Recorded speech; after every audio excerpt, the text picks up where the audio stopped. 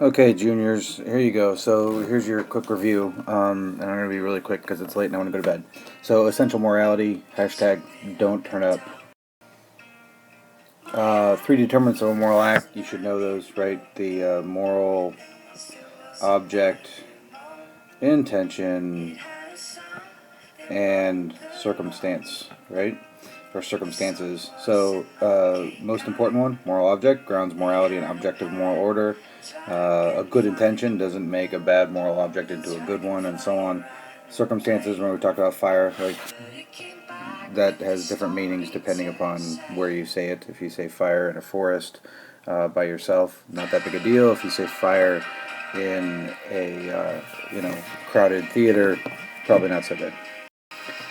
Importance of intention, right? So, um, basically, a good intention is not make an evil act into a good one, as I said, and we may not do evil that good may come of it. So, you know, intention goes a long way in judging the morality of an action, but what grounds morality and moral actions in objective reality is exactly the moral object. So, anyways, moral intention is certainly important. A conscientious fellow is someone who looks like this um, and follows his conscience, right? So, a person with a well-formed conscience, guided by good moral principles. So, this guy right here is that kind of person that has formed his conscience on things like Scripture, the teachings of the Church, morally wise people like Pope Francis, John Paul II, and their teachings, the teachings of the saints, and priests and parents and people in our lives that we know to be morally wise and that we respect. And so he's conscientious because he follows his conscience and is guided by good principles. Um, True or false?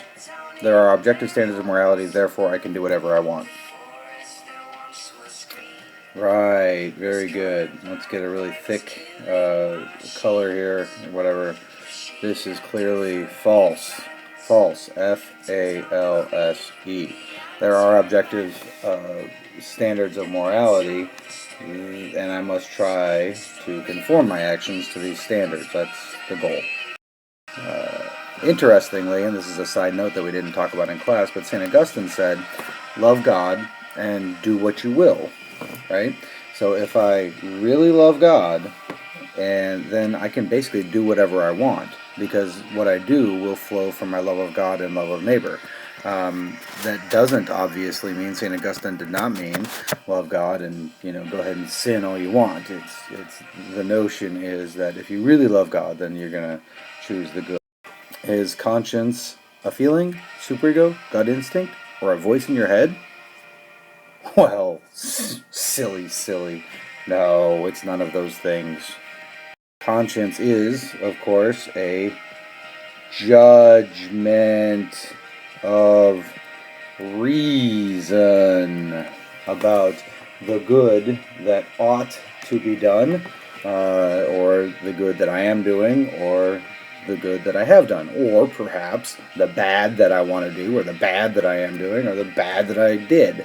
So, it's my reason telling me, because I've formed my conscience correctly, it's my reason telling me, I really shouldn't have shot that kid in the face because it was just mean to do, and probably morally wrong. When someone takes a gun and, shoots someone in the face, that's bad. And my Okay, and then also we talked about this chart. So just look it over, make sure that you know this chart. There's two sort of categories: subjective and objective. Subjectively, I can be certain or doubtful. Objectively, my conscience can be either correct or erroneous or incorrect. If I am certain, then I must follow my conscience. Okay, even if I have formed my conscience incorrectly. I have to follow a certain conscience. Okay, that's why it's so important that we try our hardest to form our conscience correctly, right? On good sources of moral wisdom and so on, because then we're more likely to choose what is truly good and not do bad things. Okay, a doubtful conscience, we should never act on that. We should seek to resolve our doubt. Only in certain. I mean, there's morality is about actions. So to not act can be immoral in certain cases, but oftentimes to simply abstain from acting is not. More often than not, it's sort of not necessarily morally wrong. It'll depend. Lax versus a scrupulous conscience, of course, is this guy here is like a conscience that's snoozing, right? So this is a person that's laying in bed, dreaming about things, right? A lax conscience is lazy. A scrupulous conscience is overactive. It's someone who's, running a lot and all over the place and constantly running and running, and everything he does is a sin. And this kind of person's not happy because everything he does is a sin, and that's no fun to live like that. Must I always follow my conscience? Why? Of course. But we are responsible for forming our conscience correctly. Right? So we have no room to be like, well, I was just following my conscience. Okay, fine. What effort did you take to form it correctly? All right, going back to that worksheet that we went over, why freedom? Why was man created free? To love the good, right? To seek and do and love the good and true and beautiful, not just to be like Cartman and blah blah blah, right? The ends don't justify the means. This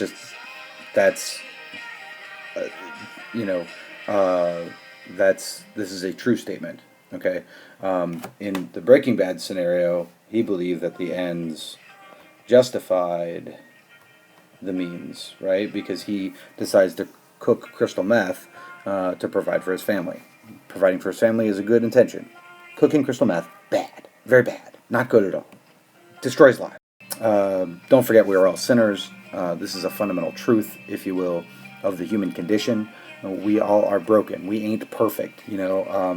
We may have been born some way, but we weren't born perfect. That's for darn sure. There's only been two people who have been born perfect in the history of humanity, and those two are the Blessed Virgin Mary and the Lord Jesus are the only two perfect people who don't fall into this category. Okay. Virtue is a habitual and firm disposition to do good. You form virtues, of course, by practicing them and practicing them some more and then practicing them again. Certainly it will help to pray for virtues, but you can't pray your way into virtue. It's not like, oh Lord, please make me temperate in what I eat, and then you go out and you eat 6 Big Macs. Well, you got to put some action and will behind what you're praying for. So the key to forming virtue is to practice it, to know that they exist, and to seek them and to do them. Okay, that's key. Do you think that's important? Yes, it's key. And then the 4 cardinal virtues. Oh gosh, we should do this. Here we go.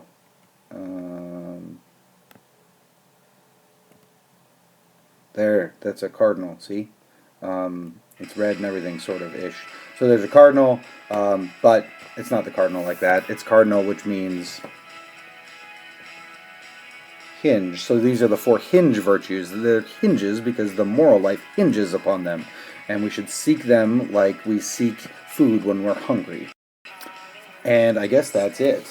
At least that's all I wrote down on here. So, that's the gist of what you need to study. Obviously, go over the notes, study them, think about moral scenarios, because I'll ask you moral scenarios, and you'll have to choose the correct actions and the correct responses and stuff like that to moral scenarios. Okay? So, be able to apply the principles that we've talked about in this unit. And, also relativism. I didn't really talk about that, but you get that, I hope, that relativism basically is the belief that there is no objective truth. It's a bunch of hooey because saying there is no objective truth is itself an objective statement. So it's like saying there is no objective truth, or it is objectively true that there is no objective truth. That is patently nonsense.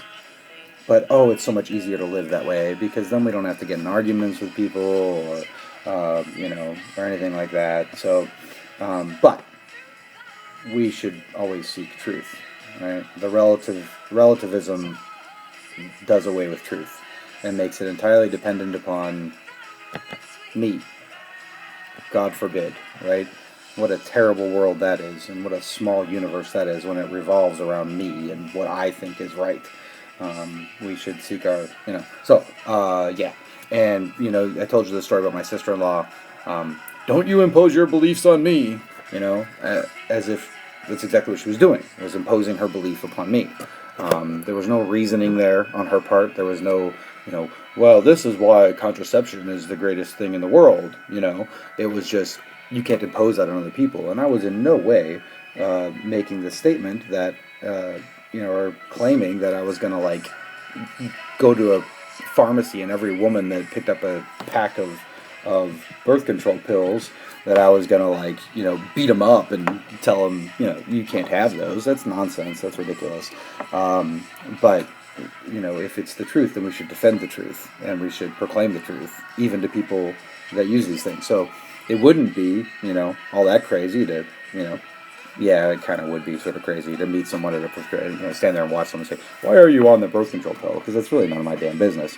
But whatever. In any case, my sister-in-law was espousing a relativistic point of view, and she was saying, "Don't impose that on me," because that's what she was doing. She was imposing her belief on me. I mean, you can't argue with someone like that. I should have stopped the argument. Probably went on for like an hour. I should have stopped it after about 10 minutes. But I was much younger and much more stupid than I am now. So. Anyways, yeah, so good luck and God bless. Yeah. Pox.